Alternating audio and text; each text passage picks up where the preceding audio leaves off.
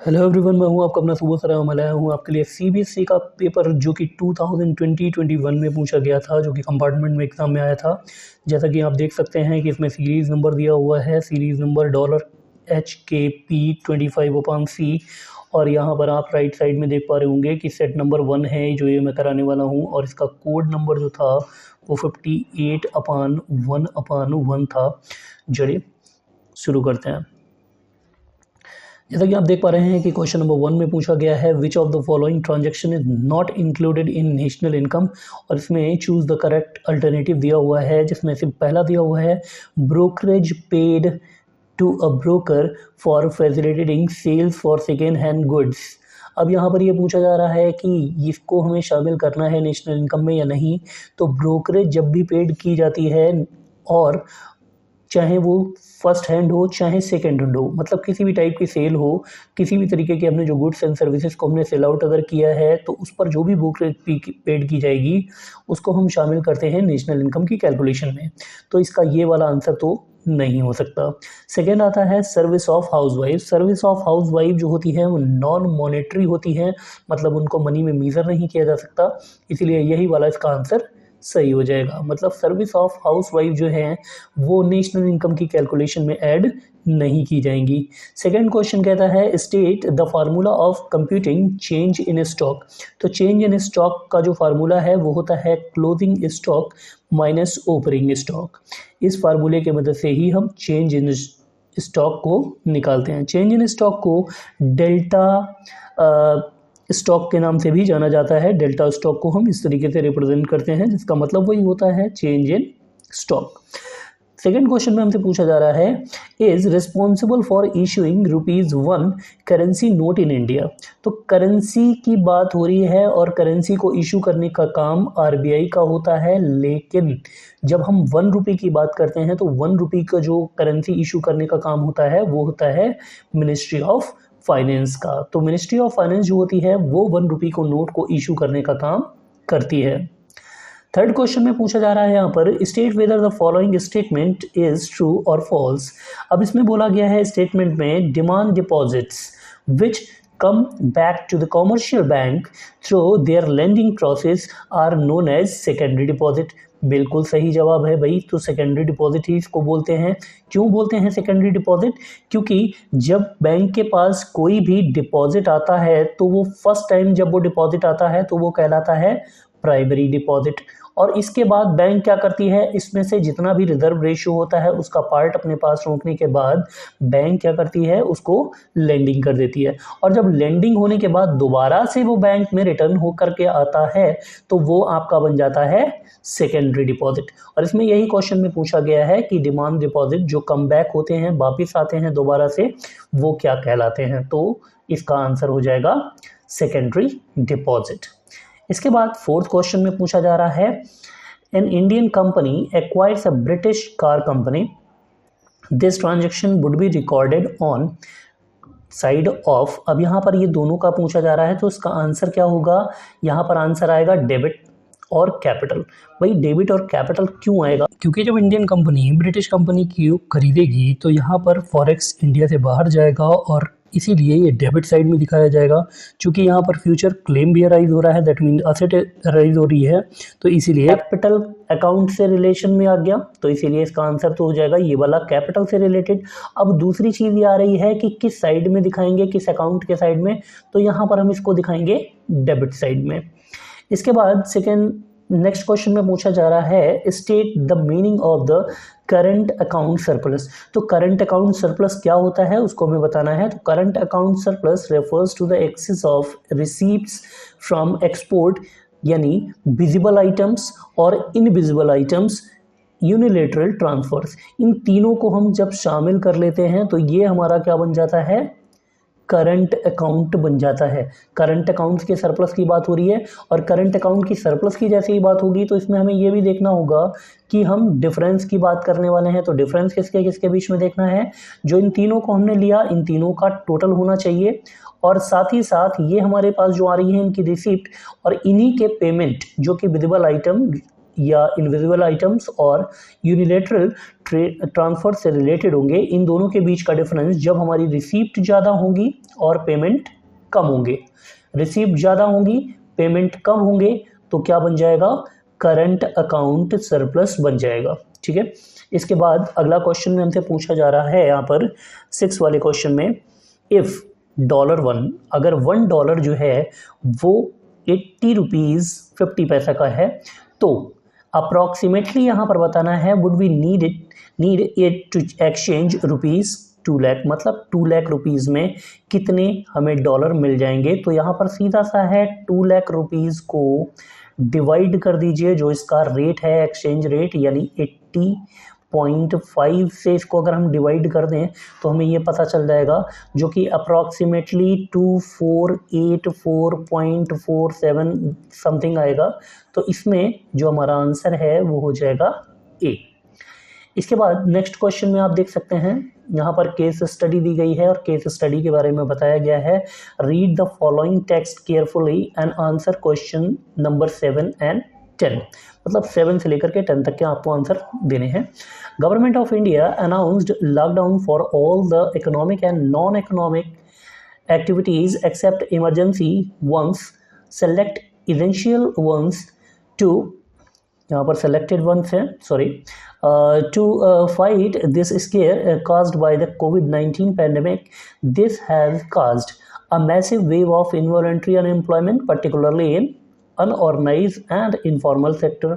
भाई क्या हुआ था, जब COVID-19 की वजह से जब लॉकडाउन लगा दिया गया था तो उसकी वजह से इकोनॉमिक और नॉन इकोनॉमिक दोनों ही टाइप की जो एक्टिविटीज़ थी वो क्या हो गई थी, वो रोक दी गई थी, मतलब गवर्नमेंट ने उसको बैन कर दिया था, सभी की टाइप के इकोनॉमिक एक्टिविटीज़ को रोका गया था ताकि कोविड-19 का जो सिचुएशन है वो और ज़्यादा स्प्रेड ना हो। इसके बाद सेकेंड नंबर पर बोला जा रहा है यहाँ पर fall in demand of large number of goods and services, जिसकी वजह से क्या हुआ, जब सारी की सारी एक्टिविटीज़ रोक दी गई तो जो डिमांड थी वो क्या हो गई, सारी की सारी कम होती चली गई। शॉर्टेज ऑफ सप्लाई इसेंशियल्स, जिसकी वजह से सप्लाई जो है वो भी शॉर्ट हो गई। भाई डिमांड का और सप्लाई का सीधा सा रिलेशन होता है कि जितनी डिमांड बढ़ेगी उतनी सप्लाई बढ़ेगी, क्योंकि प्रोड्यूसर क्या करेगा, प्रोड्यूसर उस डिमांड को इनकैश करने की बात करेगा और अगर डिमांड घटती है तो उसी के अकॉर्डिंग, डिमांड के अकॉर्डिंग सप्लाई भी प्रोड्यूसर क्या करेगा, रिड्यूस कर देगा। इसके बाद यहाँ पर ये बताया जा रहा है to overcome the situation of the lack, to overcome the situation of the lack of consumption demand in the market period, the government is expected to continue its consumption and investment expenditure.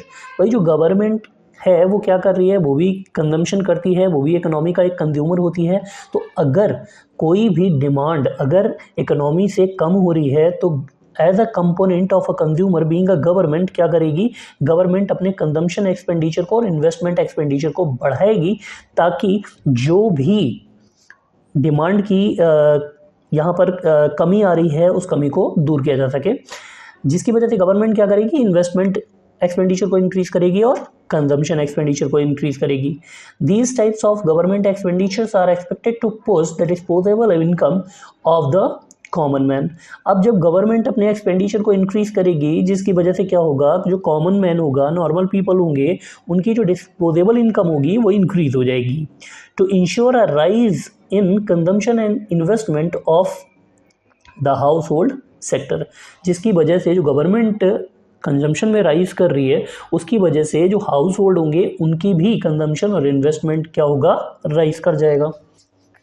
The reserve bank of India survey for the month of July 2020 indicates that consumer confidence fails to an all-time low. अब देखिए यहाँ पर एक जो सर्वे किया गया जुलाई 2020 में reserve bank of India ने करवाया, उसके अकॉर्डिंग सर्वे में क्या पता चला कि जो पीपल्स हैं उनकी जो कॉन्फिडेंस है कंज्यूमर्स का वो कंटिन्यूअसली क्या होता जा रहा है, लो होता जा रहा है। और a major respondents reporting pessimism relating to employment, inflation and income। अब इसमें क्या हो रहा है कि जितने भी रेस्पोंडेंट हैं उनमें मेजोरिटी क्या थी, मेजोरिटी ये बता रहे थे कि जो इम्प्लॉयमेंट है और इन्फ्लेशन है और जो इनकम है उसके लिए कैसे होते जा रहे थे, डीमोरलाइज होते जा रहे थे, जिसकी वजह से जो इकोनॉमी में जो प्रॉब्लम थी वो क्रिएट होती जा रही थी। अब यहाँ पर इन्हीं जो आपको स्टेटमेंट ये बताया गया है, केस स्टडीज बताई गई है, इसी से रिलेटेड कुछ यहाँ पर क्वेश्चंस आपसे पूछे जा रहे हैं, जिसमें पूछा गया है पहले, state whether the following statement is true और फॉल्स। Involuntary unemployment. अब इनवॉलेंट्री अनएम्प्लॉयमेंट क्या होता है? इनवॉलेंट्री अनएम्प्लॉयमेंट वो एम्प्लॉयमेंट है जिसमें peoples are willing to work at existing wage rate. भाई एग्जिस्टिंग वेज रेट पर क्या कर रहे हैं? पीपल वर्क करना चाह रहे हैं, लेकिन उसके बावजूद उनको जॉब नहीं मिल रही है। मतलब ये क्या हो जाएगा? ऐसा अनएम्प्लॉयमेंट जो peoples are ready to work but they are not getting work at the existing wage rate.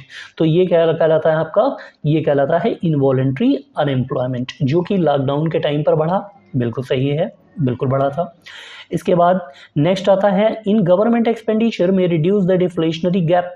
अब गवर्नमेंट एक्सपेंडिचर जो होगा, अगर गवर्नमेंट करेगी तो डिफ्लेशनरी गैप कम होगा। डेफिनेटली जितना ज़्यादा गवर्नमेंट एक्सपेंडिचर करेगी उतना ही ज़्यादा जो डिफ्लेशनरी गैप होगा वो कम होगा, क्योंकि जो डिमांड होगी वो इंक्रीज हो जाएगी, और डिमांड के इंक्रीज होने पर जो डिफ्लेशनरी गैप होगा उसमें कमी आ जाएगी। अब डिफ्लेशनरी गैप की सिचुएशन कब बनती है? डिफ्लेशनरी गैप की सिचुएशन तब बनती है जब एडी जो होता है वो आपका लेस देन हो जाए एएस के। तो क्या बनेगा? तो बन जाएगा डिफ्लेशनरी गैप। तो इस सिचुएशन को कवर करने के लिए क्या करेगी गवर्नमेंट अपने एक्सपेंडिचर को इंक्रीज करेगी, और एक्सपेंडिचर को गवर्नमेंट जब इंक्रीज करेगी तो जो डिफ्लेशनरी गैप की जो कंडीशन है वो क्लियर होने लगेगी, मतलब ठीक हो जाएगी। इसके बाद बोला गया है, private consumption expenditure is directly related to.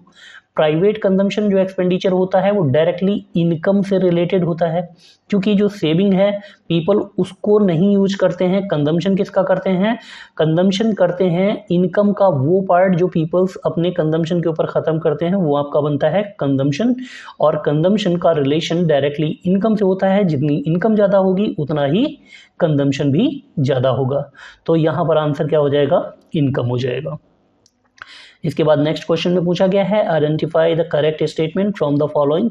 तो करेक्ट स्टेटमेंट को यहाँ पर आइडेंटिफाई करना है, जैसा कि सिचुएशन यहाँ पर दी गई है उसके according. Under the situation of inflationary gap, जब इन्फ्लेशनरी गैप होगा तो एग्रीगेट डिमांड जो होगी वो एक्सेस एग्रीगेट सप्लाई, मतलब एडी जो आपकी दी है वो क्या हो जाएगी? एडी आपकी ज़्यादा हो जाएगी और एएस आपका कम हो जाएगा। तो ऐसी कंडीशन में क्या बनता है? ये आपका बन जाता है इन्फ्लेशनरी गैप। अब इन्फ्लेशनरी गैप में क्या होगा? जब एग्रीगेट डिमांड ज़्यादा है और वो भी full employment level of income के केस में, तो इस केस में प्रोड्यूसर चाह करके भी अपनी सप्लाई को इंक्रीज नहीं कर सकता, क्योंकि सप्लाई कम है और एग्रीगेट डिमांड जो है वो ज़्यादा है। तो एग्रीगेट डिमांड को कम करने के लिए प्रोड्यूसर क्या करेगा? सप्लाई में कोई भी इंक्रीज नहीं करेगा, लेकिन प्राइस में क्या करेगा? प्राइस में इंक्रीज कर देगा। प्राइस में इंक्रीज होने की वजह से क्या होगा? डिमांड डाउन हो जाएगी, और डिमांड डाउन हो जाएगी और ये प्राइस का प्रोसेस तब तक इंक्रीज होता रहेगा जब तक कि एडी आपकी एएस के बराबर नहीं हो जाती। तो उस सिचुएशन तक ये प्रोसेस जो है आपका रिमेंस कंटिन्यू रहेगा, और इसीलिए आपका यही आंसर सही है। हाउएवर हम दूसरा भी पढ़ लेते हैं। Under the situation of inflationary gap, aggregate demand falls short of aggregate supply at full employment level of output, जो कि पॉसिबल ही नहीं है, ये उल्टा दिया हुआ है इसलिए गलत है। इसके बाद देखिए नेक्स्ट क्वेश्चन में बताया जा रहा है, क्वेश्चन नंबर 11 में, increase in domestic income always lead to an increase in national income.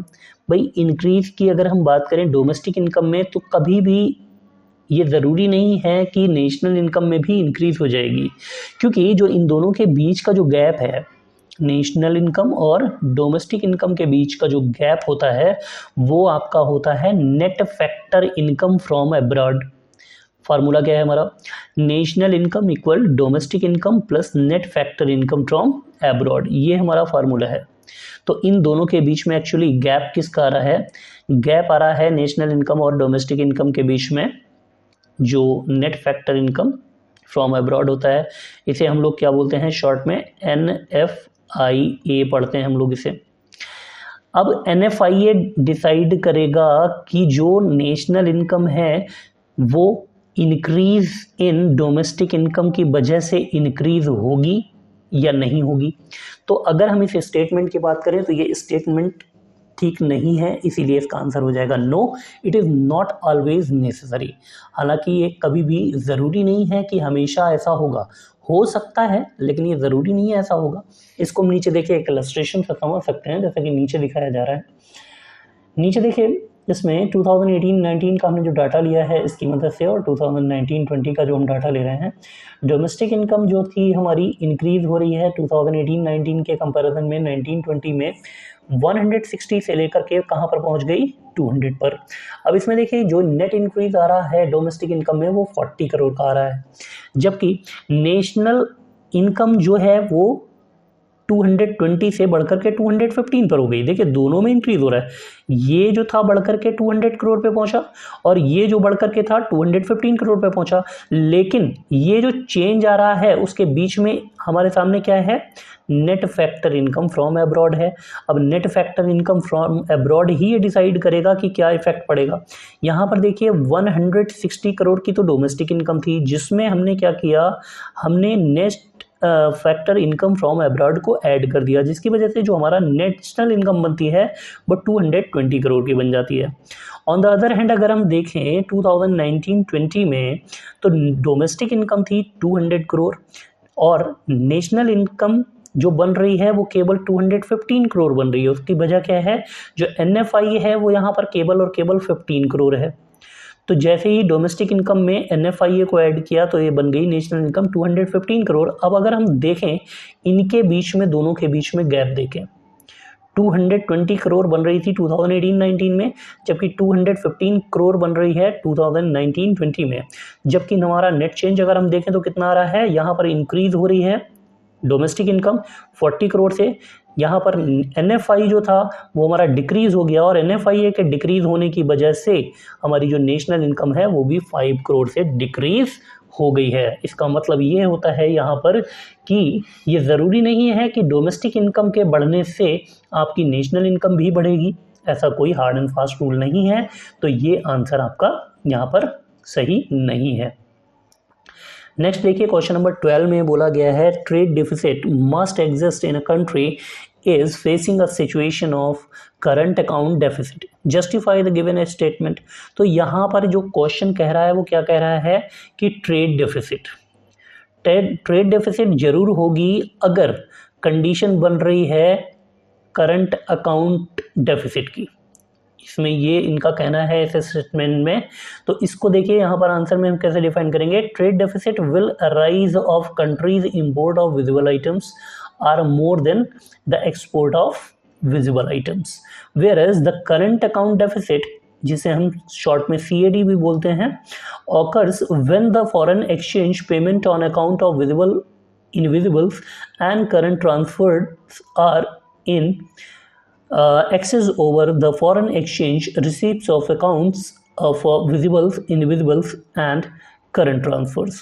तो यहाँ पर ये चीज़ें क्या आ रही हैं, हमें ये देखना है कि कौन कौन सी चीज़ें यहाँ पर शामिल होती हैं, कौन कौन सी चीज़ें शामिल नहीं होती हैं।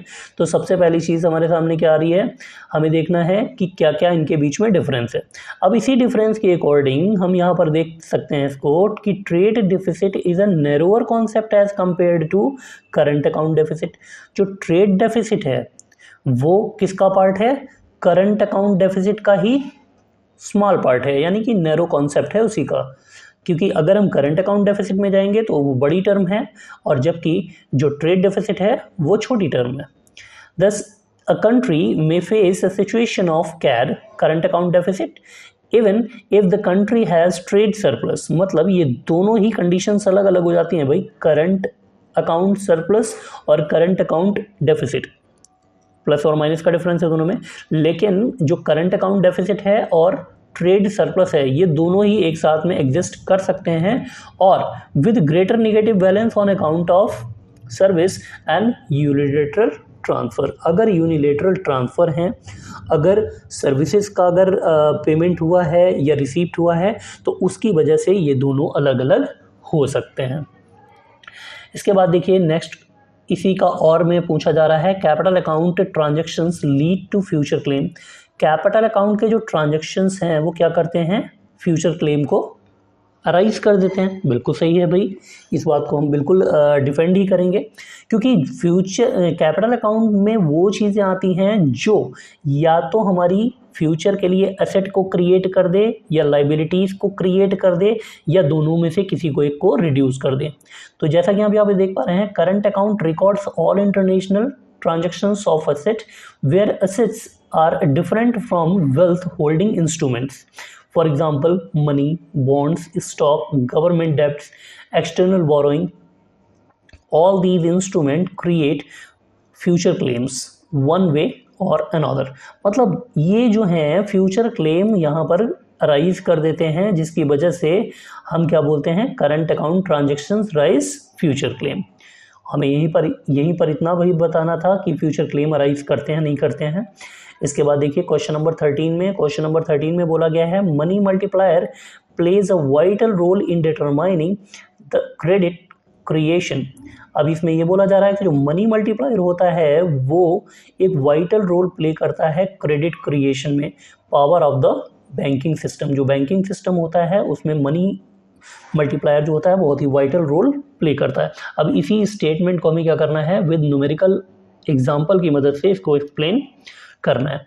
अब देखिए यहाँ पर आंसर में क्या दिया हुआ है, the credit creation by commercial bank depend on money multiplier as lower the money multiplier lesser will be the total credit creation and vice versa. मतलब जो हमारा आंसर आएगा वो किसके अकॉर्डिंग हमें रखना होगा, इसके अकॉर्डिंग। यहाँ पर क्या बोला जा रहा है, total credit creation equal to initial deposit into money multiplier. अब हम यहाँ पर कोई भी एक एग्जांपल ले सकते हैं जो अपने अकॉर्डिंग होगा। इसमें ऐसा कोई हार्ड एंड फास्ट रूल नहीं है कि यहाँ पर ये लिया गया है तो आप भी यही एग्जांपल लें, आप अपने अकॉर्डिंग आंसर ले सकते हैं। यहाँ पर आंसर देखिए, इसमें बोला जा रहा है suppose the reserve ratio is 0.2 and initial deposits are 10,000। हम यहाँ पर ये मान के चल रहे हैं, assumptions लेकर के चल रहे हैं कि जो रिजर्व रेशियो होगा वो 2 होगा और जो इनिशियल डिपॉजिट है वो 10,000 होगा। अब इसके अकॉर्डिंग अगर हम मनी मल्टीप्लायर निकालेंगे तो 1 रिजर्व रेशियो हमारा फार्मूला होता है मनी मल्टीप्लायर का, तो उसके अकॉर्डिंग 1/0.2 इक्वल टू 5 टाइम्स हो जाएगा। अब 5 टाइम्स यानी कि जो भी हमारे पास इनिशियल डिपॉजिट आएगा वो मल्टीप्लाई हो जाएगा 5 से, उस तरीके से हमारा मनी मल्टीप्लायर बन जाएगा। तो ये यहाँ पर कितना आ जाएगा, 50,000 हो जाएगा। अब इसके बाद हमें क्या निकालना है, if reserve ratio increased by central bank to 0.5। अगर मान लीजिए जो ये पहले कितना था 0.2 था, अब अगर ये इंक्रीज कर दिया जाता है 0.5 से, keeping the initial deposits are same. अगर इनिशियल डिपॉजिट में कोई चेंज नहीं आता है तो क्या होगा, तो भाई मनी मल्टीप्लायर की हम वैल्यू जैसे ही निकालेंगे तो मनी मल्टीप्लायर की वैल्यू हमारी चेंज हो जाएगी जो कि 2 टाइम्स रह जाएगी। अब वहाँ पर था 5 टाइम्स, अब यहाँ पर कितना रह गया 2 टाइम्स। तो जो इनिशियल डिपॉजिट से हम इसकी मल्टीप्लाई करेंगे तो टोटल क्रेडिट क्रिएटेड कितना बन जाएगा 20,000। मतलब अब देखिए कितना डिफरेंस है दोनों में, पहले बन रहा था 50,000 अभी बन रहा है 20,000। तो दोनों का डिफरेंस कितना आया, तो दोनों में डिफरेंस आ रहा है 30,000 का, पहले ज़्यादा आ रहा था और अभी कम आ रहा है। इसका मतलब दस with the same initial deposits total credit creation decreases with the decrease in the value of, state the meaning of deficit demand पूछा जा रहा है इसमें क्वेश्चन में। और साथ में ये भी पूछा जा रहा है suggest any 2 monetary policy tools use to reduce deficit demand. मतलब एक तो डेफिसिट डिमांड का आपसे मीनिंग पूछ रहा है और साथ ही साथ आपसे क्या पूछ रहा है कि 2 ऐसे टूल बताइए जिसकी मदद से डेफिसिट डिमांड को जो है वो कंट्रोल किया जा सकता है या उसको ठीक किया जा सकता है। अब इसमें देखिए आंसर में हम क्या लिख सकते हैं, deficit demand refers to the situation when aggregate demand falls short of aggregate supply. मतलब डेफिसिट डिमांड क्या होगी, जब एग्रीगेट सप्लाई जो हमारी होती है वो हो जाएगी ज़्यादा और एग्रीगेट डिमांड जो होगी उसके कंपैरिजन में हो जाएगी कम। तो ये कंडीशन हमारी कौन सी बनती है, ये कंडीशन बनती है डेफिसिट डिमांड की। इसके बाद ये बोला जा रहा है इसमें आगे देखिए कि जो हमें 2 सजेशंस बताने हैं डेफिशिएंट डिमांड को ख़त्म करने के लिए। तो डेफिशिएंट डिमांड को ख़त्म करने के लिए, ठीक करने के लिए हम क्या करेंगे, ओपन मार्केट ऑपरेशन कर सकते हैं पहला, और दूसरा क्या कर सकते हैं, दूसरा यहाँ पे हम कर सकते हैं बैंक रेट या पॉलिसी। बैंक रेट की जो पॉलिसी होती है, बैंक रेट होती है, बैंक रेट में क्या होता है, बैंक रेट वो रेट होती है जिसके ऊपर जो आरबीआई होती है वो इंटरेस्ट लेती है किससे, कॉमर्शियल बैंक से, जब उनको क्रेडिट प्रोवाइड कराती है। अब इनका दोनों को देख लीजिए।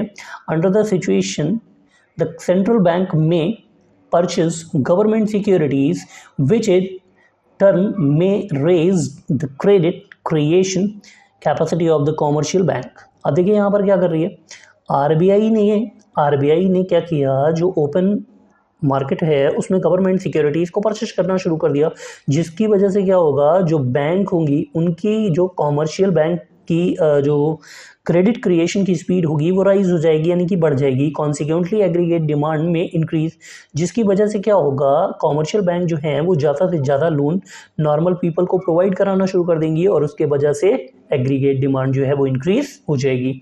दूसरा यहाँ पर बताया गया है बैंक पॉलिसी या bank rate policy. Under this given situation the central bank में लोअर द बैंक रेट। भाई सेंट्रल बैंक क्या करेगी, बैंक रेट को क्या करेगी, घटा देगी। घटाने की वजह से क्या होगा, कॉमर्शियल बैंक जो है वो आरबीआई से ज़्यादा लोन लेने लगेंगी और जब ज़्यादा उनके पास मनी होगा तो वो पब्लिक को भी ज़्यादा लोन देने लगेंगी, जिसकी वजह से उनकी फिर से जो मनी क्रिएशन की पावर है कॉमर्शियल बैंक की वो इंक्रीज़ हो जाएगी और कॉन्सिक्वेंसेस उसके ये होंगे कि ये जो इंक्रीज़ हुई पावर जो है कॉमर्शियल बैंक की, वो लोन ज़्यादा देंगे तो पब्लिक के पास भी ज़्यादा अमाउंट पहुंचेगा मनी का, जिसकी वजह से उनकी परचेजिंग पावर बढ़ जाएगी और एग्रीगेट डिमांड जो है वो इंक्रीज कर जाएगी। नेक्स्ट क्वेश्चन में हमसे पूछा जा रहा है, in an economy investment increases by 1000 crore. Investment कितने से इंक्रीज हो रहा है, 1000 करोड़ से, और मार्जिनल प्रोपेंसिटी टू सेव बताई गई है 0.25। अब यहाँ पर हमसे कैलकुलेट करने के लिए बोला जा रहा है इन्वेस्टमेंट मल्टीप्लायर यानी के, और साथ ही साथ total increase in income delta Y. अब देखिए यहाँ पर हमें जो क्वेश्चन में गिवन है उसको हमने यहाँ पर लिख लिया फिर से, और इसके बाद हमारा जो इन्वेस्टमेंट मल्टीप्लायर का फार्मूला होता है के इक्वल टू 1/MPS होता है। इसे आप के इक्वल 1/MPS जो लिखा हुआ है इसे आप 1/1 - MPC भी लिख सकते हैं, एक ही बात है दोनों का, ठीक है। इसके बाद क्या हो जाएगा, 1/0.25 करेंगे तो इसको सॉल्व करने पर आ जाएगा 4 टाइम्स। अब इसी की हमें वैल्यू क्या कर देनी है, पुट कर देनी है। Total increase in income equal हो जाएगा, जो कि डेल्टा वाई इक्वल के equal delta Y upon delta आई।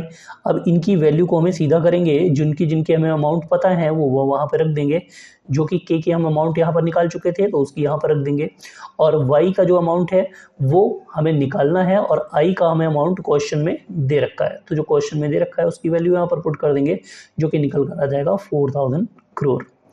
नेक्स्ट हमसे क्वेश्चन में पूछा जा रहा है, क्वेश्चन नंबर 15 में, डिफाइन ऑटोनोमस कंजम्पशन एक्सपेंडिचर। अब ऑटोनोमस कंजम्पशन एक्सपेंडिचर क्या है, ऑटोनोमस कंजम्पशन एक्सपेंडिचर वो एक्सपेंडिचर होते हैं जो हर हालत में हम करते ही करते हैं और उनको मतलब हम चाहे इनकम लेवल के ऊपर उनका कोई भी इफेक्ट नहीं आता, मतलब चाहे इनकम हो चाहे ना हो, चाहे इनकम जीरो हो, वो हमें करने ही करने होते हैं। तो autonomous consumption expenditure is that expenditure which must be undertaken even at zero level of income, चाहे इनकम लेवल हमारा जीरो ही क्यों ना हो, वो हमें करने ही पड़ते हैं। सेकेंड नंबर पर एवरेज प्रोपेंसिटी टू कंज्यूम होता है जो हम पर यूनिट निकालते हैं इनकम, कितना हमारा कंजम्पशन हो रहा है, वो हमारा कहलाता है एवरेज प्रोपेंसिटी टू कंज्यूम, जिसका फार्मूला होता है C/Y। इसे आप ये भी कह सकते हैं टोटल कंजम्पशन, C को क्या कह सकते हैं, टोटल कंजम्पशन कह सकते हैं, और अपान में टोटल इनकम भी कह सकते हैं। तो ये भी आप लिख सकते हैं यहाँ पर, टोटल कंजम्पशन अपान टोटल इनकम। इसके बाद क्वेश्चन नंबर 16 में देखिए, जैसा कि यहाँ पे पूछा जा रहा है कि एक हमें टेबल बताई गई है जिसमें नॉमिनल जीडीपी के बारे में बताया गया है 2016-17 में, 17-18 में और 18-19 में 6.5, 8.4 और 9 बताई गई है। इसके बाद यहाँ पर ये बोला जा रहा है जीडीपी डिफ्लेटर बताया गया है, तो जीडीपी डिफ्लेटर की वैल्यू बताई गई है, वो 100 बताई गई है, 140 बताई गई है और 125 बताई गई है। इसके बाद ये पूछा जा रहा है, on the basis of the hypothetical information given above state for which year the real GDP and nominal GDP are equal. मतलब इन दोनों ही में जो आपकी इक्वल आ रही हैं वो किस में आ रही हैं। तो इसमें हम क्या निकालेंगे, हम लगाएंगे यहाँ पे फार्मूला कि रियल जीडीपी इक्वल क्या होता है, nominal GDP upon GDP deflator into 100, ये हमारा फार्मूला है। अब इसमें हम क्या करेंगे, यही फार्मूले की मदद से हम इसमें निकाल लेंगे। टेबल को जैसा ऊपर दिया हुआ था क्वेश्चन में सेम टू सेम वैसे ही कॉपी कर लिया जाएगा। ये बिल्कुल यहाँ से यहाँ तक का जो है वो क्वेश्चन से ही कॉपी किया हुआ है। अब क्या करना है, अब इस फार्मूले की मदद से हमें इसे सॉल्व कर लेना है। तो जब हम इसको सॉल्व करेंगे तो नॉमिनल GDP दैट मीन्स 6.5, अगर हम इसकी मल्टीप्लाई करेंगे 100 से यानी ये 100 से, और 100 से डिवाइड करेंगे तो ये 100 से ये वाला 100 कट हो जाएगा, जिसके बाद हमारा आंसर आएगा इतना। इसके बाद अब हमें फिर से इससे 100 से मल्टीप्लाई करना है, इसको सॉल्व करेंगे, इतना डिवाइडेड बाई इतना मल्टीप्लाई बाई इतना, तो ये आ जाएगा। इसके बाद 9 डिवाइडेड बाय इतना और मल्टीप्लाई बाय इतना, तो ये आ जाएगा। इसके बाद अगर हम इन दोनों में ही कंपैरिजन करके देखें तो कंपैरिजन करने से हमें ये पता लगता है कि 6.5 का जो निकल कर आया है यहाँ पर, देखिए ये 8.4 और 6 अलग अलग है, 9 और 7.2 अलग अलग है, लेकिन 6.5 यहाँ पर नॉमिनल GDP है और रियल GDP भी 6.5 है। तो इस ईयर में ये दोनों इक्वल हैं, इस ईयर में मतलब ये वाले ईयर में। तो हमारा आंसर क्या हो जाएगा, आंसर हो जाएगा real GDP and nominal GDP are equal in year 2016-17। Question number B में पूछा जा रहा है calculate the value of the sales from the following data. अब हम यहाँ पर जो डाटा दिया हुआ है इसकी मदद से हमें यहाँ पर निकालना है सेल्स की वैल्यू। तो सेल्स यहाँ पर कैलकुलेट हमें करना है जो कि गिवन नहीं है क्वेश्चन में। इसे निकालने के लिए हमें फार्मूला यूज़ करना पड़ेगा। तो हमारा जो फार्मूला होता है वो NVA को हम किस और नाम से जानते हैं, वैल्यू एडेड जो होता है ये आपका GDP के तरीके से हम इसे ट्रीट करते हैं। अगर ग्रॉस वैल्यू एडेड होता यहाँ पर तो उसे हम बोल सकते थे GDP, ठीक है। अब यहाँ पर फैक्टर कॉस्ट दिया हुआ है, इसका मतलब ये यहाँ पर आपका बन जाता है NVA एट फैक्टर कॉस्ट बन जाता है, ठीक है। अब फैक्टर कॉस्ट हमें यहाँ पर दिया हुआ है। अब इसके लिए अगर हम इसको निकालने के लिए फार्मूला बनाएं तो हमारा फार्मूला क्या बनता है, फार्मूला बनता है सेल्स, जो कि हमें क्वेश्चन में गिवन नहीं है, प्लस चेंज इन स्टॉक बन जाता है, चेंज इन स्टॉक क्वेश्चन में गिवन है। इसके बाद इंटरमीडिएट कंजम्पशन गिवन है। इसके बाद डेप्रिसिएशन, जो कि डेप्रिसिएशन ये दिया हुआ है कंजम्पशन ऑफ फिक्स्ड कैपिटल के नाम से, ये डेप्रिसिएशन की वैल्यू भी गिवन है। इसके बाद हमें चाहिए है सब्सिडी, जो कि गिवन है। तो अब इन सब चीज़ों की मदद से हम इसका फार्मूला यूज़ करके यानी कि NVA एट FC का फार्मूला यूज़ करके हम यहाँ पर सेल्स की वैल्यू निकाल सकते हैं। क्योंकि जब हम फार्मूला इसका यूज़ करेंगे और हमें ये पहले से गिवन है तो इसके फार्मूले से आराम से निकल आएगा। अब कैसे निकलेगा, तो हमें फार्मूला लगाना पड़ेगा सेल्स के इक्वल करने के बाद इसमें NVA जो हमें क्वेश्चन में गिवन है NVA FC। इसके बाद क्या करना है, इसमें हमें चेंज इन स्टॉक को माइनस करना पड़ेगा। चेंज इन स्टॉक के लिए डेल्टा स्टॉक लिख लेते हैं। इसके अलावा इसमें क्या करना है, इसके बाद इसमें इंटरमीडिएट कंजम्पशन को हमें ऐड करना पड़ेगा। तो इंटरमीडिएट कंजम्पशन जो हमें क्वेश्चन में गिवन है तो इंटरमीडिएट कंजम्पशन को इसमें ऐड कर देंगे, जो कि 450 है। और इसके बाद क्या करना है, इसमें डेप्रिसिएशन को ऐड करना है, जो कि लास्ट में गिवन है। और डेप्रिसिएशन ऐड करने के बाद इसमें सब्सिडी को हमें माइनस कर देना है। बस इतना करने के बाद इसका हम सोल्यूशन इजीली निकाल लेंगे। जैसा कि नीचे आप देख सकते हैं इसमें सोल्यूशन में दिया हुआ है। सोल्यूशन में जो जैसा कि मैंने आपको बोला यहाँ पर जो दिया हुआ है, यहाँ पर वैल्यू ये दी हुई है NVA एट FC, जो कि क्वेश्चन में गिवन था। इसके बाद यहाँ पर ये हमें डेप्रिसिएशन की वैल्यू गिवन है, ये बताया गया है, जो कि आपकी 40 सब्सिडी का अमाउंट है। प्लस इसके बाद ये जो बताया गया है ये है आपका इंटरमीडिएट कंजम्पशन, और यहाँ पर ये जो थर्ड नंबर पर बताया गया है ये है आपका चेंज इन स्टॉक की वैल्यू। तो इस तरीके से जब हम इनको सबको सॉल्व करेंगे तो ये निकल कर आ जाएगा 1320 crore.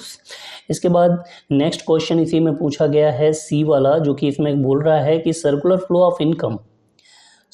Flow of income principle is based on the assumptions one's expenditure is another's income. मतलब ये मान के चलता है कि जो एक बंदे के लिए इनकम है वो दूसरे के लिए एक्सपेंडिचर है, और जो एक बंदे के लिए एक्सपेंडिचर है वो दूसरे के लिए इनकम है।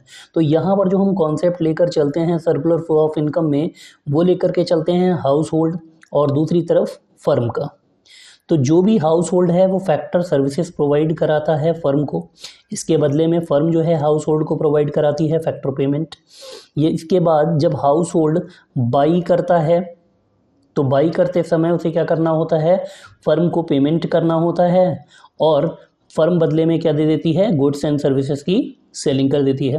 तो यहाँ पर क्या हो रहा है, जो एक हाउस होल्ड ने फर्म को प्रोवाइड कराया वो क्या कराया, फैक्टर सर्विसेज प्रोवाइड कराई, इसके बदले फर्म ने क्या किया, हाउस होल्ड को पेमेंट कर दिया। तो यहाँ पर ये क्या बना कि एक बंदे के लिए यानी कि फर्म के लिए जो पेमेंट हो रहा है वही हाउस होल्ड के लिए क्या हो रहा है, इनकम। यानी कि फर्म का एक्सपेंडिचर हाउस होल्ड के लिए क्या बना, इनकम। इसी तरीके से जब फर्म से हाउस होल्ड बाई करेगा गुड्स एंड सर्विसेज तो उसे पेमेंट करना पड़ेगा, तो हाउस होल्ड के लिए वो हो जाएगा पेमेंट और फर्म के लिए हो जाएगा इनकम।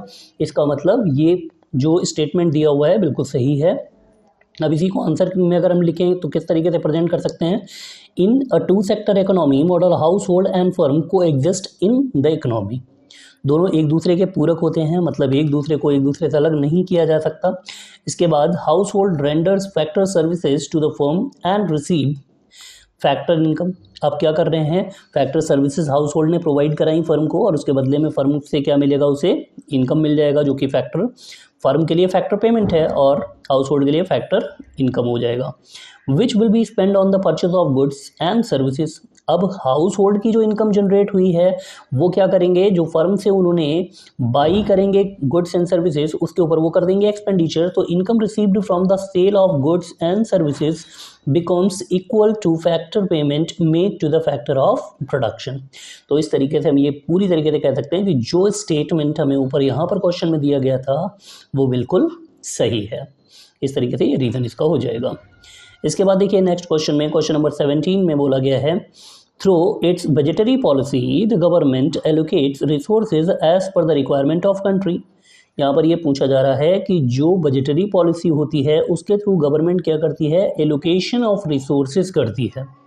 अब एलोकेशन ऑफ रिसोर्सेज करती है या नहीं करती है, इसी का हमें आंसर देना है। Do you agree with the given statement, support your answer with the valid reason. और बी में पूछा गया है डिफाइन डायरेक्ट टैक्स।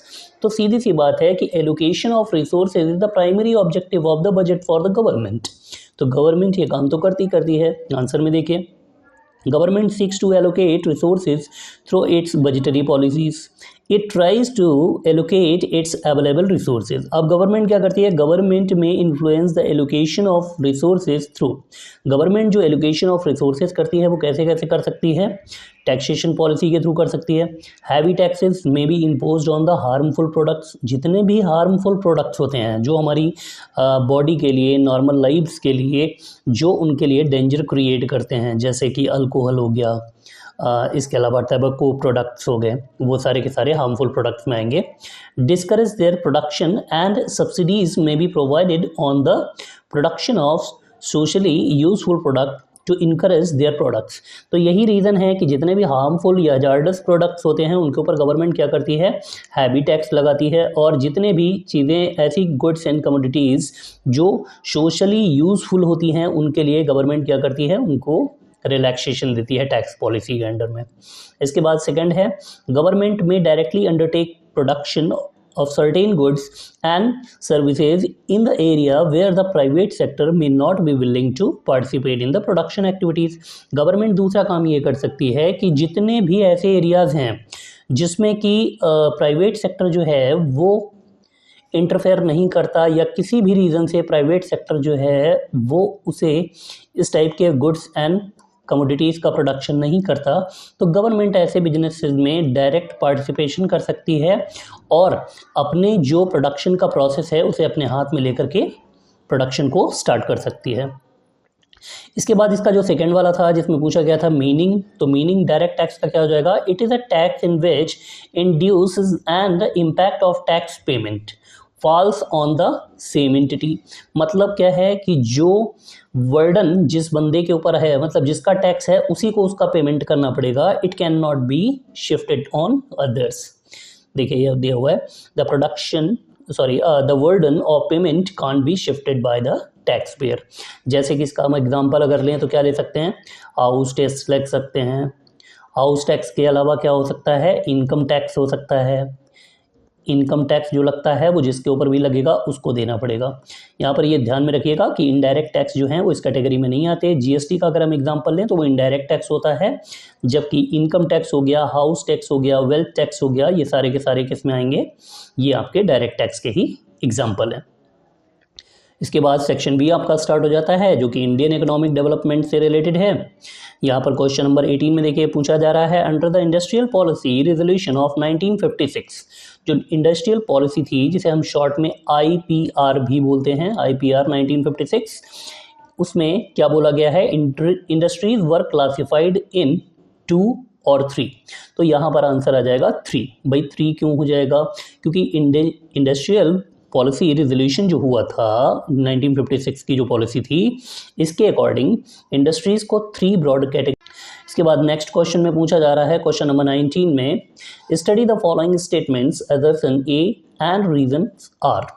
असर्शंस में बोला गया है ड्यूरिंग द कॉलोनियल रूल, जब ब्रिटिश का रूलिंग चल रही थी इंडिया में फ्रीडम से पहले, तो उस समय क्या था, both mortality rate and infant mortality rate were very high.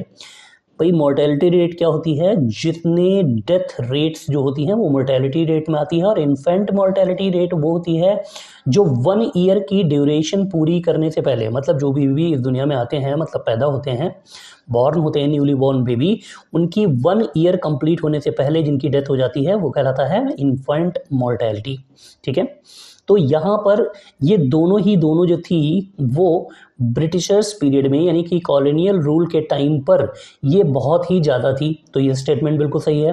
दूसरे में बोला जा रहा है रीजन में, British never paid any heed toward improvement of public health facilities in India. मतलब जो ब्रिटिशर्स थे उन्होंने कभी भी ऐसा कोई भी पेमेंट नहीं किया जिसकी वजह से हेल्थ फैसिलिटी इंडिया में इम्प्रूव हो जाए, ये भी सही है। तो इसका जो आंसर हो जाएगा वो ए हो जाएगा, both assertion and A and reason both are correct and true. यहाँ पर देखिए इसका ये आंसर दिया हुआ है जो कि सही है। इसके बाद अगला क्वेश्चन आता है क्वेश्चन नंबर 20। क्वेश्चन नंबर 20 में बोला जा रहा है choose the correct pair of statements given in column 1 and column 2। अब कॉलम 1 में बोला गया है सब्सिडीज, और इसका पेयर जो बनाया गया है minimum quantity of goods that can be imported. भाई ये वाला तो बिल्कुल नहीं बनता है, बिल्कुल गलत हो जाएगा।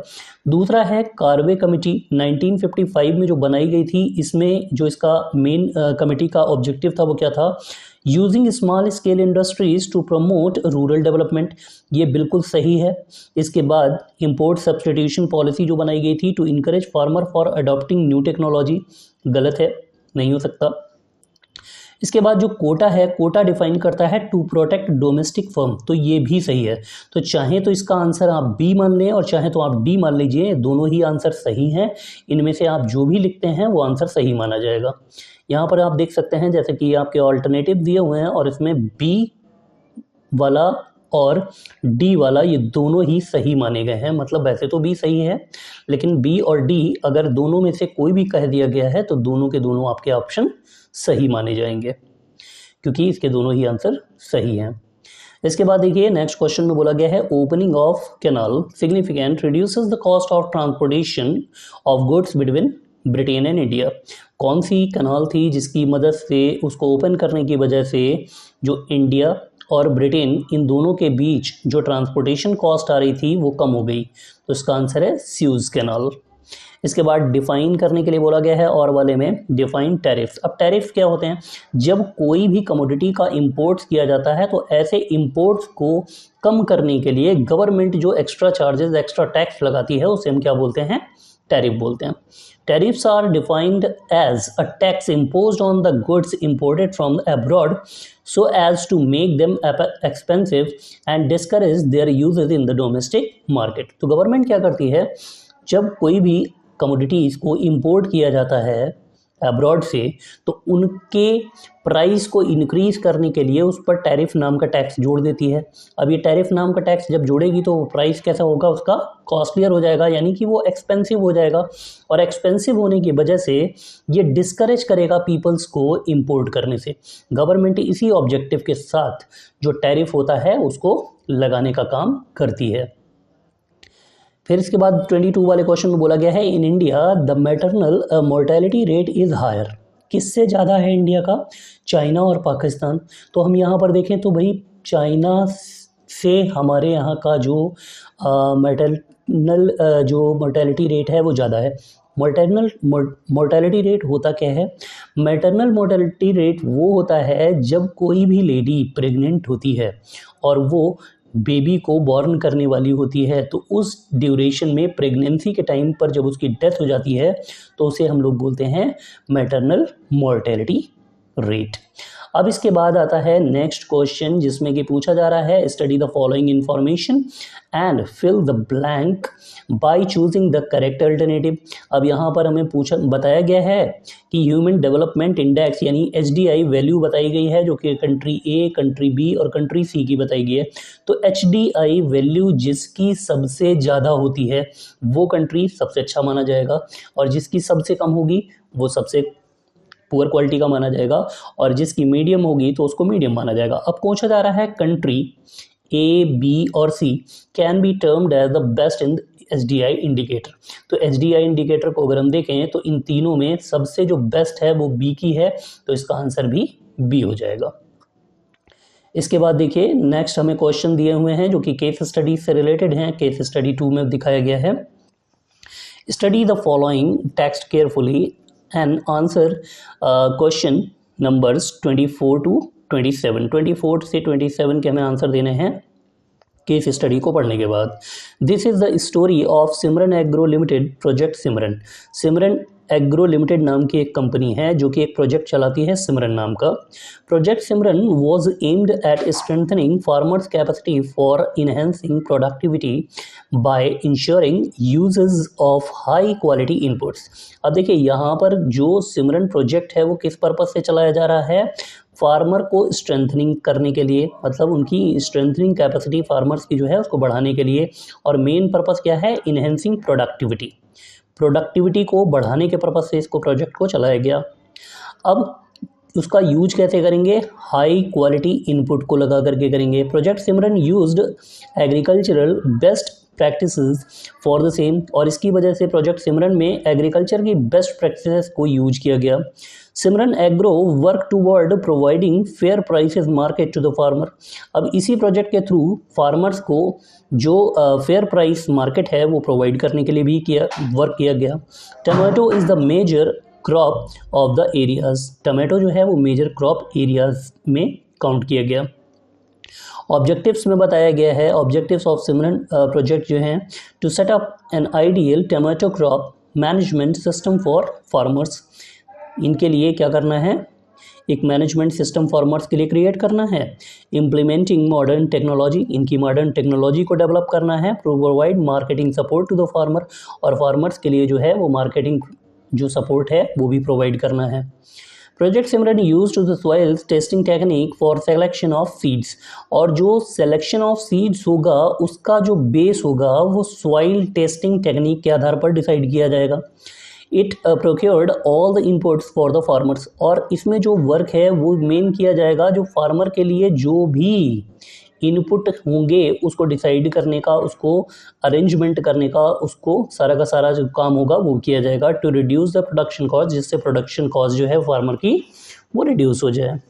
इसके बाद आगे बताया है, training by the agro scientist has also helped in reducing crop failure, और जो साइंटिस्ट होंगे कंपनी के वो क्या करेंगे, वो भी हेल्प करेंगे ताकि जो कॉस्ट है क्रॉप की वो रिड्यूस हो जाए, और साथ ही साथ जो क्रॉप फेलियर हो जाता है, कई बार सूखा पड़ जाता है जिसकी वजह से जो क्रॉप होती है वो ख़राब हो जाती है, उन सब चीज़ों को जो है बचाया जा सके, तो ये उसमें भी हेल्प करेगी। अब क्वेश्चन क्या बनता है, project Simran adopted agriculture best practices for ensuring, तो क्या इंश्योर करने के लिए किया गया था, इनहेंसिंग प्रोडक्टिविटी। सेकेंड, क्वेश्चन इससे रिलेटेड पूछा जा रहा है। State any one objective associated with project Simran. One objective बताना है, तो ऊपर हमने अभी 3 के बारे में डिस्कस किया था, इन तीनों में से कोई भी एक लिख करके आप दे सकते हैं जिसमें आपको मार्क प्रोवाइड हो जाएगा। इसके बाद बताया गया है क्वेश्चन नंबर 26 में कंट्रीब्यूशन ऑफ, अब ये पूछा गया है एग्रो साइंटिस्ट, एग्रो इंजीनियर्स, तो एग्रो साइंटिस्ट की हमने बात करी थी जो कि हेल्प करेंगे, तो इसका आंसर यही करेक्ट हो जाएगा। इसके बाद है use of better technology, use of costly technology, तो बेटर टेक्नोलॉजी का यूज़ करेंगे, सीधी सी बात है, ना कि कॉस्टली टेक्नोलॉजी का। इसके बाद नेक्स्ट क्वेश्चन है क्वेश्चन नंबर 28 में infrastructure contribute positively to the economic development of a country, do you agree with the given statement. यहाँ पर ये बोल रहा है कि इंफ्रास्ट्रक्चर जो होता है वो कंट्रीब्यूट करता है पॉजिटिव तरीके से किसी भी इकोनॉमिक डेवलपमेंट को, सीधी सी बात है और बिल्कुल सही भी है कि जब तक इंफ्रास्ट्रक्चर नहीं होगा तब तक पॉजिटिवली या नॉन पॉजिटिवली किसी भी तरीके से इकोनॉमिक डेवलपमेंट पॉसिबल ही नहीं है। Do you agree with the given statement, explain the valid arguments. A well established infrastructure of a nation contribute positively to the economic development of a country. सीधी सी बात है क्योंकि पॉजिटिवली ही उसको करेगा।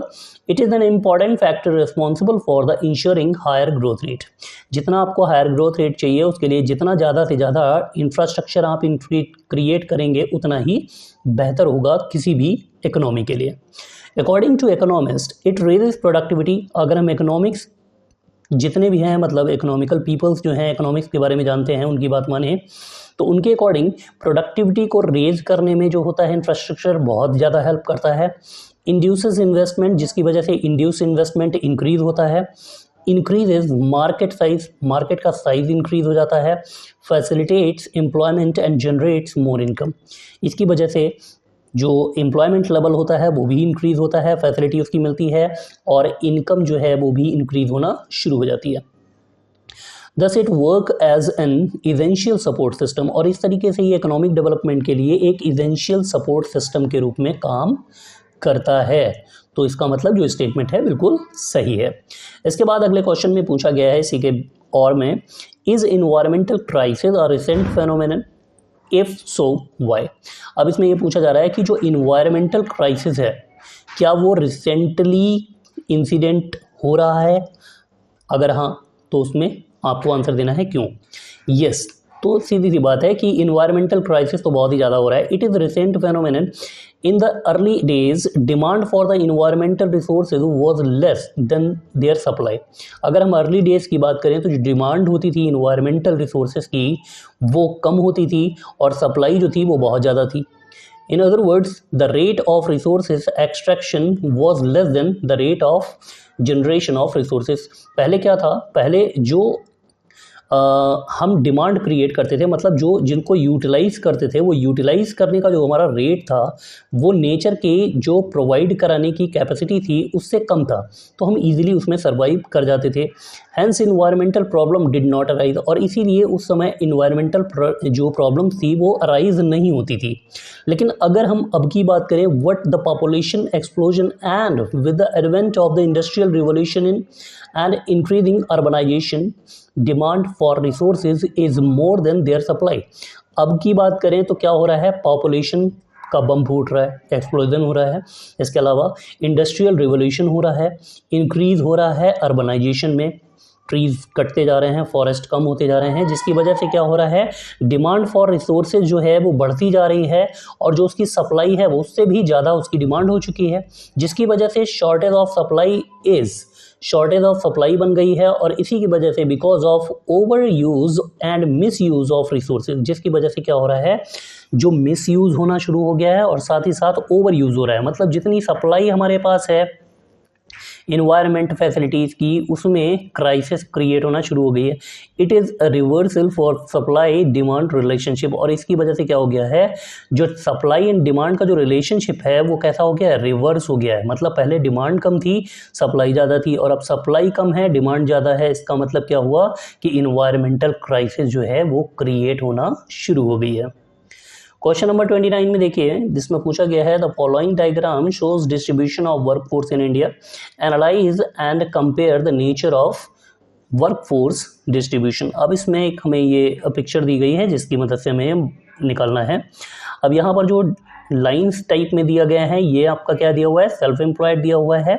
ये यहाँ पर जो 15% करके डॉट डॉट डॉट करके दिखाया गया है ये कैजुअल वर्कर्स हैं, और जो ब्लैंक स्पेस दिखाया गया है वो रेगुलर सैलरीड वर्कर्स हैं, दोनों ही डायग्राम्स में। अब इसी के अकॉर्डिंग हमें इसमें थोड़ा सा कमेंट दे देना है। कमेंट क्या है, इसका आंसर देना है।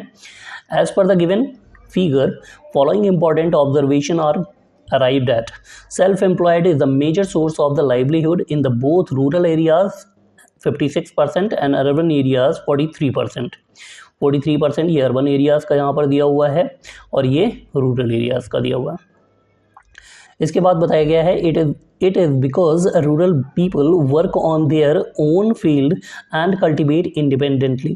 जितने भी रूरल पीपल्स होते हैं वो क्या करते हैं, अपनी ही फील्ड में वर्क करते हैं और जो कल्टीवेशन का वर्क होता है वो भी इंडिपेंडेंटली करते हैं। In urban areas both self employment and regular wages salary job are greater. जो भी वर्कर्स होंगे, जो भी वर्क मिलेगा वो कैसा मिलेगा, रूरल एरियाज़ में कम होगा क्योंकि वो अपनी अपनी करते हैं, लेकिन जो अर्बन एरियाज़ हैं उनमें ये नंबर जो होगा वो बढ़ जाएगा क्योंकि सेल्फ एम्प्लॉयमेंट भी होता है, साथ साथ वहाँ पर सैलरीड पीपल्स भी होते हैं। इसके बाद है casual wages workers are the second major sources of employment in rural areas. जो सेकेंड जो आपके कैजुअल वर्कर्स आते हैं वो ज़्यादा होते हैं, किस में ज़्यादा होते हैं, रूरल एरियाज़ में, with 35% as compared to 15% in urban areas। क्योंकि अर्बन एरियाज में जितने भी कैजुअल वर्कर होते हैं वो कम होते हैं, सैलरीड पीपल ज़्यादा होते हैं। It is due to lack of availability of regular jobs in rural areas. और इसकी वजह क्या होती है कि वजह ये होती है कि जो रूरल एरियाज होते हैं उनमें रेगुलर जॉब्स की कमी होती है, जबकि अर्बन एरियाज में रेगुलर जॉब ज़्यादा मिल जाती हैं, जिसकी वजह से जो कैजुअल वर्कर होते हैं उनकी परसेंटेज जो होती है वो कम हो जाती है। इसके बाद आता है regular salaried workers are a major source of employment in urban areas. जो रेगुलर सैलरीड पीपल्स होते हैं, वर्कर्स होते हैं, वो अर्बन एरियाज में ज़्यादा होते हैं जो कि 42% दिखा रहा है, as compare to just 9% in rural areas. Rural areas में इंडस्ट्रीज़ कम होती हैं, इसके अलावा जो वर्क एरियाज़ हैं वो कम हैं, जिसकी वजह से क्या होता है, रूरल एरियाज़ में जो पॉपुलेशन होती है वो सैलरीड में बहुत ही कम जा पाती है, जबकि अर्बन एरियाज़ में ज़्यादा फैक्ट्रीज इंडस्ट्रीज़ होने की वजह से ज़्यादा हो जाता है। It is because there are more organised job opportunities in urban areas. Next question में पूछा जा रहा है, क्वेश्चन नंबर 30 में, agriculture sector appears to be adversely affected by the economic reforms process. जो एग्रीकल्चर सेक्टर है वो जितने भी इकोनॉमिक रिफॉर्म हुए हैं उसके ऊपर उसका जो इफेक्ट पड़ा है वो उल्टा पड़ा है, यानी कि एडवर्स इफेक्ट पड़ा है। Explain the given statement. अब इस स्टेटमेंट को हमें क्या करना है, एक्सप्लेन करना है। अब देखिए इसको पॉइंट्स में एक्सप्लेन कर सकते हैं। Public investment in agriculture sector specially in infrastructure like irrigation, power, ETC has been reduced in reform period. जब रिफॉर्म पीरियड किया गया तो जो इरिगेशन फैसिलिटी लाइक के इंफ्रास्ट्रक्चर वगैरह थे उसमें जो है जो अमाउंट था उनका रिड्यूस कर दिया गया था। सेकेंड इसमें है production of fertiliser subsidies has increased the cost of production affecting the small and marginal farmers. जो प्रोडक्शन ऑफ फर्टिलाइजर सब्सिडीज थी उनको क्या किया गया, इंक्रीज किया गया, जिसकी वजह से कॉस्ट ऑफ प्रोडक्शन जो थी वो बढ़ गई और उस कॉस्ट ऑफ प्रोडक्शन के बढ़ने की वजह से स्मॉल एंड मार्जिनल जो फार्मर्स थे वो बहुत ही ज़्यादा अफेक्ट हुए, मतलब उनके ऊपर उसका नेगेटिव इम्पैक्ट आया। Increased international competitiveness due to liberalization and reduction of import duties। जो इम्पोर्ट ड्यूटीज़ थी उन्हें कम कर दिया गया और ग्लोबलाइजेशन करने की वजह से, जो लिबरलाइजेशन करने की वजह से जो कंपटीशन आई उसमें हमारे यहाँ के जो फार्मर्स हैं उनको काफ़ी कंपटीशन फेस करनी पड़ी, जिसके लिए उनको प्रॉब्लम्स को फेस करना पड़ा। इसके बाद है shift from goods crops to cash crops. जितना ज़्यादा टाइम बीतता जा रहा है उसी के अकॉर्डिंग हमारी जो फूड क्रॉप्स थी उनको हम कन्वर्ट करते जा रहे हैं कैश क्रॉप्स में। तो जिसकी वजह से क्या हो रहा है, एक्सपोर्ट ओरिएंटेड पॉलिसी जो है वो हम एग्रीकल्चर में लेकर के चल रहे हैं, जिसकी वजह से जो फूड ग्रेन का प्राइस है वो उनकी सप्लाई में कमी आने की वजह से कंटिन्यूअसली इंक्रीज होता जा रहा है। अब इसके बाद 31 वाले क्वेश्चन में ए वाले में पूछा गया है, discuss briefly the rational behind the licence raj under the industrial policy resolution 1956। अब ये लाइसेंस राज क्या था भाई, जो भी काम करेंगे, कोई भी प्राइवेट सेक्टर अगर किसी भी काम को करना चाह रहा है तो उसके लिए उसे गवर्नमेंट से लाइसेंस लेने की जरूरत पड़ेगी, जैसा था गिवन जो कि IPR 1956 में। The policy of license raj was implemented under the industrial policy resolution 1956 in accordance with the goal of the state controlling commanding heights of the economy. क्योंकि स्टेट जो था वो कंट्रोलिंग बॉडी थी, वो सारी की सारी कमांडिंग हाइट्स जो थी उसको कवर कर रही थी। No new industries were allowed without approval for the authorities so as to benefit the backward region of the country. अब इसका मेन जो ऑब्जेक्टिव था वो क्या था? मेन ऑब्जेक्टिव ये था कि अगर कोई भी नया अगर बिजनेस इंटरप्राइज सेटअप किया जाएगा तो उसके लिए पहले जो है सबसे पहले उसे गवर्नमेंट से अप्रूवल लेने की ज़रूरत पड़ेगी। अब इसके पीछे गवर्नमेंट का ऑब्जेक्टिव ये था कि जब अप्रूवल लेगी तो गवर्नमेंट बैकवर्ड रीजन में जो है इस्टेब्लिश करने के लिए प्रेफरेंस करेगी। अगर बैकवर्ड रीजन में कंपनियां नहीं जाती हैं तो कंपनियों के लिए रेस्ट्रिक्ट पॉलिसी जो है गवर्नमेंट अप्लाई करेगी और उनको जल्दी जल्दी लाइसेंस भी नहीं देगी। The need to obtain the license to start an industry was misused by the industrial house। अब इस पॉलिसी का जो है वो क्या किया गया, इंडस्ट्रियल हाउसेस ने जो है मिसयूज करना शुरू कर दिया। अब big industrialist would get a license not for starting a new firm but to prevent competitors from starting new firms। उन्होंने कैसे इसका मिसयूज किया? जो बड़े इंडस्ट्रियलिस्ट थे उन्होंने क्या किया, वो इसलिए लाइसेंस नहीं लेते थे क्योंकि उन्हें वहाँ पर कोई न्यू फर्म स्टार्ट करनी है, बल्कि उनके साथ में कोई भी कॉम्पिटिटर वहाँ पर ना आ पाए, इसलिए वो इस टाइप के लाइसेंस को ले लेते थे ताकि जो नीडी पीपल्स थे उनको लाइसेंस नहीं मिल पाता था।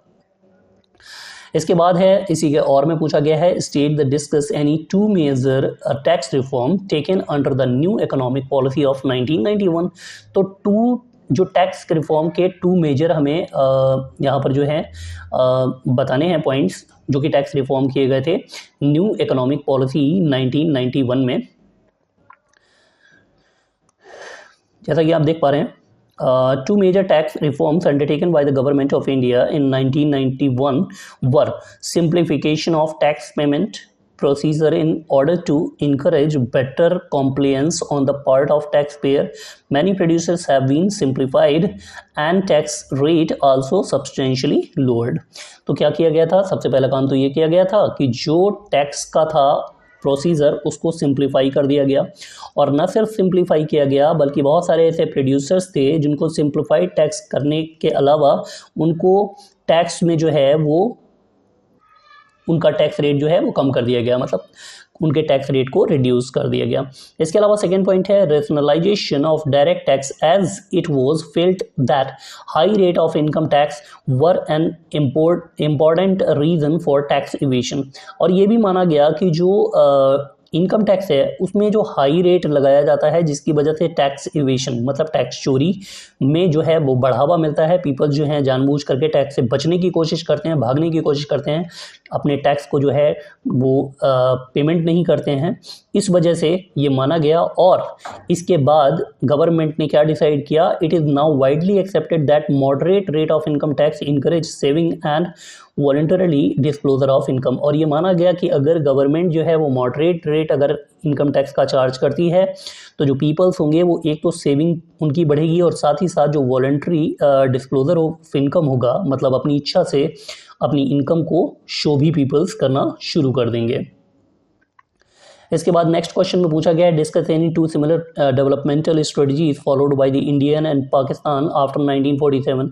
1947 के बाद इंडिया और पाकिस्तान ने दोनों ने ही सेम जो स्ट्रेटजीज फॉलो की उनके बारे में केवल हमें टू डेवलपमेंटल स्ट्रेटजीज को बताना है। तो फर्स्ट है both the countries have started planning their development strategies in similar ways using 5 year plans. दोनों ने ही कंट्रीज ने 5 ईयर प्लान के थ्रू अपनी जो स्ट्रेटजीज थी उसको कैरी ऑन किया। India initiated the process in 1951 to 56 first जो कि 5 ईयर प्लान था। Pakistan announced it's first 5 year plan medium term development plan in 1956। Pakistan ने इसको 1956 में स्टार्ट किया। India and Pakistan adopted similar strategies such as creating a large public sector and raising public expenditure on social development. इन दोनों ने ही जो काम साथ में किए उनकी बात हो रही है यहाँ पर. इसके अलावा ये कोई हार्ड एंड फास्ट नहीं है कि मतलब जो यहाँ पर इसमें आंसर में जैसा कि यहाँ पर दिखाया जा रहा है कि आप यही लिखेंगे, आप जैसे चाहें इनके अलावा भी कोई भी 2 पॉइंट्स इसमें दिखा सकते हैं. इसके बाद नेक्स्ट क्वेश्चन में आता है 33 में, what is meant by the poverty line. Poverty line क्या है भाई? पॉवर्टी लाइन क्या है ये आपका लास्ट ईयर के 2021 के पेपर में आया था, लेकिन करंट ईयर के अगर हम सिलेबस की बात करें तो ये करंट ईयर के सिलेबस से आपका रिलेटेड नहीं है, तो इसको नाउ आउट ऑफ सिलेबस है, तो out of syllabus for this year exam, तो हम इसके बारे में डिस्कस नहीं करेंगे. इसके बाद आता है state the meaning of morbidity rate. अब ये मॉर्बिडिटी रेट क्या होता है? Morbidity rate means propensity to fall ill. भाई कितने लोग जो हैं वो ज़्यादा से ज़्यादा बीमार पड़ जाते हैं उसके बारे में बात हो रही है. It may affect the productivity of the worker. और इसकी वजह से जितने लोग ज़्यादा बीमार पड़ेंगे उसकी वजह से क्या होगा, वर्कर की जो प्रोडक्टिविटी है वो अफेक्ट करेगी यानी कम हो जाएगी. Activities like air pollution and safety hazards conducted to transportation also affect morbidity, particularly in densely populated areas. जितने भी populated areas होते हैं जिसमें एयर पोल्यूशन ज़्यादा हो रहा है या हजार्डस प्रोडक्ट का कनेक्टेड ज़्यादा हो रहा है, ट्रांसपोर्टेशन फैसिलिटीज़ की वजह से जहाँ पर पोल्यूशन क्रिएट हो रहा है, वहाँ पर लोग जो हैं वो ज़्यादा बीमार हो जाते हैं, इल हो जाते हैं, जिसकी वजह से उनकी जो प्रोडक्टिविटी होती है पीपल्स की, वर्कफोर्स की, वो क्या होती है, अफेक्ट करती है. इसके बाद नेक्स्ट आता है question number 34, comments upon the following statements. Traditional knowledge and practices are still applicable in ensuring sustainable development. भाई यहाँ पर ये बोला जा रहा है कि जो ट्रेडिशनल नॉलेज है और जो प्रैक्टिसेस हैं ट्रेडिशनल टाइप की वो आज भी एप्लीकेबल होती हैं सस्टेनेबल डेवलपमेंट के लिए. तो सबसे पहले इसी पॉइंट की हम बात कर लेते हैं. तो यहाँ पर देखिए, the given statement holds valid grounds as traditionally. ये जो वैलिड ग्राउंड्स हैं ट्रेडिशनली की अगर हम बात करें तो हो सकती हैं. Indian people have been following environmental friendly practices. जो इंडियन पीपल हैं वो हमेशा से ही इन्वायरमेंटल फ्रेंडली प्रैक्टिसेस को कैरी ऑन करते आए हैं. They have been more a component of environment and not its controller. जो हमारे यहाँ के जो पीपल्स हैं वो क्या करते हैं, कंपोनेंट बन के काम करते हैं इन्वायरमेंट के, जो इन्वायरमेंट है उसको कंट्रोल करने का काम नहीं करते. इसके बाद आपका इसी में आगे देख सकते हैं, for ages our agriculture system, health care system, housing, transportation etc. हमारे यहाँ का जो ट्रांसपोर्टेशन है, हाउसिंग है या जो हेल्थ केयर सिस्टम है वो सभी के सभी इसी तरीके से वर्क करते हैं.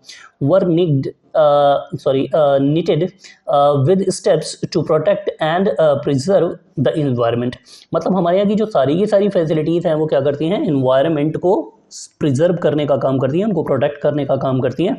Only recently we have drifted away from the traditional system and caused large scale damage to the environment. और अगर हम अभी रिसेंट ईयर्स की बात करें तो हमने क्या किया है, हमने जो है अपने ट्रेडिशनल सिस्टम को छोड़ दिया है, जिसकी वजह से हम क्या कर रहे हैं, लार्जली अब इन्वायरमेंट को डैमेज करना शुरू कर चुके हैं. We must look back and work in the direction of reconnecting to the traditional knowledge and practices to ensure sustainable development. हमें क्या ज़रूरत है कि जो हमने वे छोड़ दिया है, अब हम क्या कर रहे हैं, ट्रेडिशनल सिस्टम को छोड़ करके हम आगे निकल गए हैं. तो अब हमें ज़रूरत है कि अपने ट्रेडिशनल सिस्टम की तरफ वापस जाने की, ताकि हम जो प्रैक्टिसेस पहले अप्लाई कर रहे थे वही अप्लाई कर पाएँ और सस्टेनेबल डेवलपमेंट की तरफ आगे बढ़ पाएँ. सेकेंड जो हमसे क्वेश्चन यहाँ पर पुटअप किया जा रहा है 34 का ही second, a well structured rural banking system is important for the development of a nation. अब यहाँ पर ये बोला जा रहा है कि एक well structured rural banking system का ज़रूरी होना बहुत ज़रूरी है अगर डेवलपमेंट करना है नेशन का, तो उसके लिए. तो इसको आंसर को इस तरीके से यहाँ पर दिखाया जा सकता है, Mahatma Gandhi once said that the real progress of India did not mean simply the growth and expansion of industrial urban centers, but mainly the development of villages. Mahatma Gandhi ji ने ये कोट किया था, उन्होंने एक बार कहा था कि जो प्रोग्रेस इंडिया की है वो सिर्फ और सिर्फ ग्रोथ करने से या इंडस्ट्रियल एक्सपेंशन करने से ही पॉसिबल नहीं है, बल्कि इसको मेनली अगर आपको ग्रोथ करना है तो उसके लिए आपको क्या करना पड़ेगा, डेवलपमेंट ऑफ विलेजेस करना पड़ेगा. Growth of rural economy depends primarily on infusion of capital. जो ग्रोथ है वो मेनली रूरल इकोनॉमी की किस पर डिपेंड करेगी, primary on infusion of capital के ऊपर डिपेंड करेगी. मतलब हम उसको कैसे अच्छे से अच्छे यूटिलाइज कर सकते हैं. As the time gestation between crop sowing and realisation of income after producing is quite long. अब जो पीरियड होता है, पीरियड किसका, क्रॉप शोइंग का, मतलब कि बीज बोने का, और उसके बाद रियलाइजेशन ऑफ क्रॉप का जो होता है, उसके बाद उसको सेल करके इनकम जो मिलने का प्रोसेस होता है वो बहुत ही क्वाइट लॉन्ग होता है. इसके बीच में जो है काफ़ी फार्मर्स को जो है फ्री रहना पड़ता है, मतलब उनके पास कोई भी वर्क नहीं होता, वो अनएम्प्लॉयड हो जाते हैं, जिसकी वजह से इसको दूर करना बहुत ज़रूरी है. Informal sources of credit exploited small and marginal farmers. अब क्या होता है, जो इनफॉर्मल सोर्सेज होते हैं क्रेडिट के, जिससे कि स्मॉल और मार्जिनल फार्मर्स जो होते हैं वो लोन लेकर के अपना काम चलाते हैं, वो क्या करते हैं, लीडिंग टू डेब्ट ट्रैप, जिसकी वजह से वो एक्सप्लॉइटेशन इतना ज़्यादा करते हैं, जिसकी वजह से जो फार्मर होता है वो डेब्ट ट्रैप में फंस जाता है. दस the expansion of the end promotion of the rural banking is important for the development of a nation. और इसीलिए जो रूरल एरियाज़ हैं, रूरल एरियाज़ में बैंकिंग सिस्टम जो कि स्पेशली एग्रीकल्चरल लोन प्रोवाइड करा सके, ऐसी बैंकिंग का होना किसी भी नेशन के डेवलपमेंट के लिए बहुत ही ज़्यादा ज़रूरी है. इसके बाद इसी का 34 का और का क्वेश्चन है. Question number 1, capital formation is the key to eradication of poverty. ये भी पॉवर्टी से रिलेटेड है, जो कि करंट ईयर के सिलेबस में नहीं है, तो इसको हम लोग छोड़ देंगे, क्योंकि पॉवर्टी का जो पोर्शन है वो क्या कर दिया गया है, इस बार 2023 के जो सिलेबस है उसमें से हटा दिया गया है. इसके बाद आता है स्किल फॉर्मेशन इज़ अ की factor of ensuring economic development. अब स्किल फॉर्मेशन इज़ अ की फैक्टर बोला जा रहा है. भाई स्किल फॉर्मेशन का होना बहुत ज़रूरी है, जो कि की फैक्टर के रूप में काम करता है इकोनॉमिक डेवलपमेंट के लिए. अब इसमें देखिए, the given statement is true because addition to the skill have a direct relation with the earning capacity of the masses. भाई जितनी ज़्यादा स्किल होंगी वो उतना ही डायरेक्ट रिलेशनशिप क्रिएट करता है अर्निंग कैपेसिटी काफ़ी लोगों के लिए. जितनी ज़्यादा उसमें स्किल होंगी वो उतनी ही अपनी अर्निंग कैपेसिटी को बढ़ा सकता है. इसलिए डायरेक्ट रिलेशनशिप है, स्किल ज़्यादा अर्निंग ज़्यादा, स्किल कम अर्निंग कम. Skill rich population of a nation may enhance the standard of living. जितना ज़्यादा पीपल जो हैं वो स्किलफुल होंगे उतना ही ज़्यादा उनका स्टैंडर्ड ऑफ लिविंग जो है वो हाई होगा, क्योंकि स्किल जितनी ज़्यादा होंगी उतना ही उनकी इनकम अच्छी होगी, और जितनी इनकम अच्छी होगी उतना ही उनका स्टैंडर्ड ऑफ लिविंग भी इम्प्रूव कर जाएगा. Skill formation improves the rate of participation in the process of growth. और स्किल फॉर्मेशन की मदद से जो rate of participation in the process of growth होता है वो भी इंक्रीज हो जाएगा. Benefit of economic growth are shared by larger percentage of the population which may lead to a greater economic development. जो बेनिफिट होंगे इकोनॉमिक ग्रोथ के वो तभी शेयर उनको किया जा सकता है जब लार्जर जो हमारी पॉपुलेशन है वो इकोनॉमिक ग्रोथ के डेवलपमेंट में जो है वो अपना